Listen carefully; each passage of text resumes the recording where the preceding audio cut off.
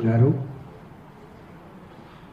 పెద్దలు కోదండ రెడ్డి గారు, మాజీ పార్లమెంట్ సభ్యులు వినోద్ గారు, గౌరవ పార్లమెంట్ సభ్యులు కావ్య గారు,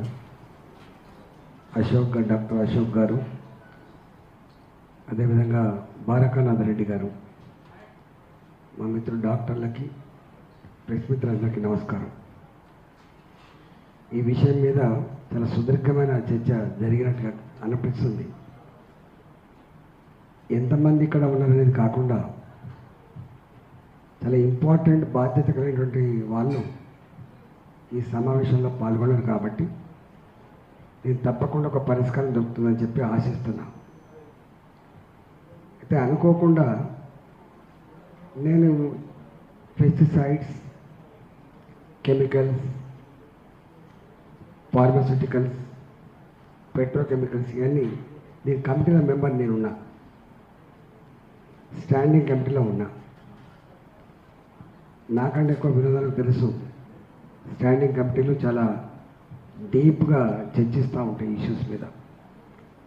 వాటికి ఏదో గంటలో 2 గంటలు కాకుండా రోజుల తరబడి చర్చిస్తూ ఉంటాయి. నేను లక్కీగా ఉన్నా, ఈ కమిటీలో ఉన్నా. అనుకోకుండా ఎందుకో మొన్న 2 days జరిగినాయి, నాకు తెలియదు ఈ సమావేశం గురించి, కానీ 2 days జరిగితే ఈ గడ్డి మందు నిషేధించాలని చెప్పి ఒక సబ్జెక్ట్ పెట్టినాయి అన్న. దీన్ని అర్జెంట్గా నిషేధించాలి. వాళ్ళు ఆ ఫార్మసిటికల్ మన ఈ పెస్టిసైడ్ సంబంధించినటువంటి మా సెక్రటరీ గారు, అవును సార్ దీనికి సంబంధించిన వివరాలన్నీ మీరు ఇవ్వండి, ఇస్తే మేము తప్పకుండా పరిశీలన చేస్తామని చెప్పారు. నాకు తెలిసి 100కు 100% దాన్ని బ్యాన్ పెట్టిస్తామని నమ్మకం అయితే ఉంది. సరే, మల్టీనేషనల్ కంపెనీలు వాళ్ళ పైరలు వాళ్ళకు ఉంటాయి, వాళ్ళ బిజినెస్ ఇంట్రెస్ట్ వాళ్ళకు ఉంటుంది, కానీ తప్పకుండా ఇది బ్యాన్ అవుతుందని అనుకుంటున్నా. మీరందరూ చెప్పినట్టుగా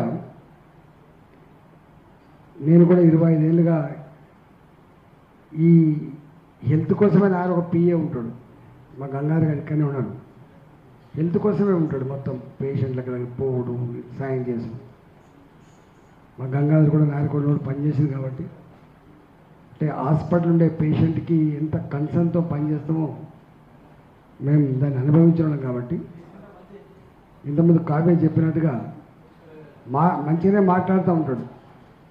ఎంతమంది బతిలాడేదో పోయినప్పుడు, సార్ బతికించండి, సార్ బతికించండి, తప్పు చేసినాం కానీ బతికించండి.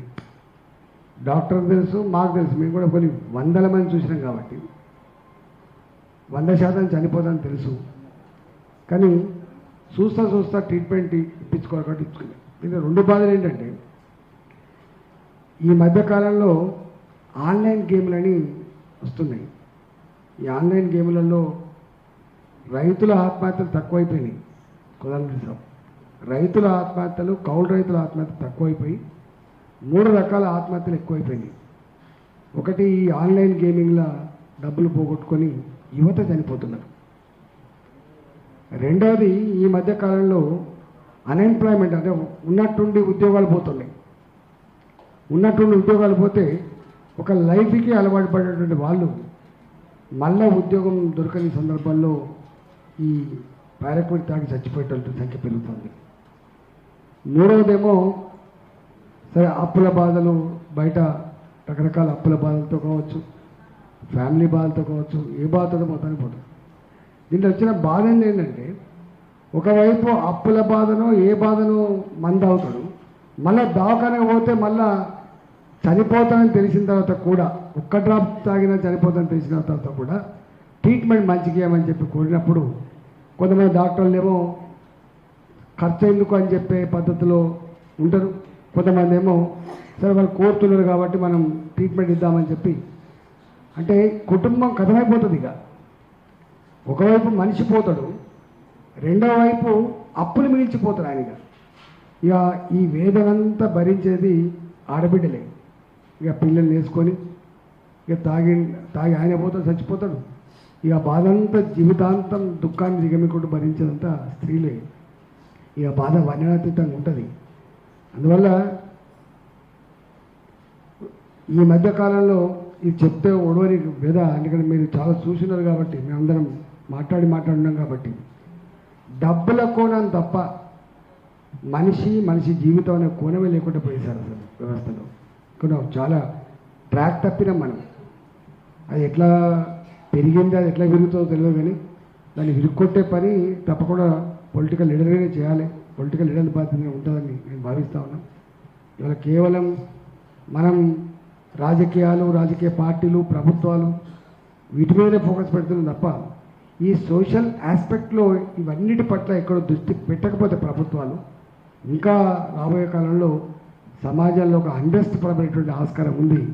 కాబట్టి ఒకటేమో మీరు చెప్పినట్టుగా ఇది బ్యాన్ చేద్దాం, రెండవది ఇట్లాంటి వాటి మీద తప్పకుండా కొంత చర్చ జరగాల్సి అక్కడ ఉంది, వీటికి కొంత పరిష్కారం చెప్పాల్సి అక్కడ ఉందని చెప్పి నేను భావిస్తూ ఉన్నాం. మా డాక్టర్లు ఈ ప్రయత్నం చేసినందుకు ధన్యవాదాలు తెలియజేస్తూ, డెఫినెట్గా ఇంకా ఇవే కాదు చాలా ఉన్నాయి అసలు. ఎంత అంటే మొన్న ఒక మొక్కజొన్నకి ఒక గులాబీ కీటకం వస్తే అది ఎంత బాధ అంటే ఆ మొగిలి దాంట్లో వేస్తే కూడా చావలే, మొగిల్లో వేస్తే కూడా చావలే టాబ్లెట్ వేస్తే. అది మనిషికి మళ్ళా ఎట్లా క్యారీ అవుతున్నాయి, ఫుడ్ స్టబ్స్లో ఎట్లా ఆ పాయిజన్ క్యారీ అవుతుంది, దీనివల్ల ఎంత నష్టం అవుతుంది, ఇవన్నీ పెద్ద సబ్జెక్టు. డాక్టర్లుగా నేను ఒకటే మీకు విజ్ఞప్తి చేస్తున్నాను, డాక్టర్లుగా ఈ పెస్టిసైడ్స్, కెమికల్స్ వ్యవసాయ రంగంలో వాడుతున్నప్పుడు వచ్చే పరిణామాలన్నింటి పట్ల కూడా కోదండరాం లాంటి వాళ్ళు పెద్దలు దీన్ని ఇనిషియేట్ చేస్తే దీని మీద కొంత చర్చ జరగాలని చెప్పి కోరుకుంటూ మీ ప్రయత్నానికి మా